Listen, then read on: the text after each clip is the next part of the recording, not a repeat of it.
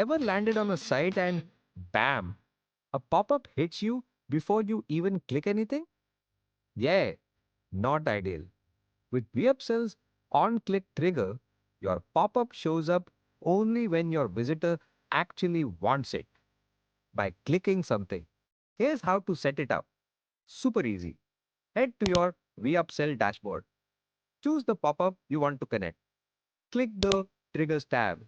Select On-Click Settings. Add the CSS selector for the button or link you want, like dot gift ideas. Button. Hit Save and Publish. Now, your pop-up only appears when someone clicks exactly where you want. Let's say you run a gift shop. When someone clicks the gift ideas button, they get a pop-up with your top selling gifts. It feels helpful. It works great for other businesses too, like novelty stores, party supplies, or home decor brands. Not sure which trigger is right for your store? Drop a comment below and we'll help you out. Or visit support.weupsell.com for instant guidance. Thanks for watching.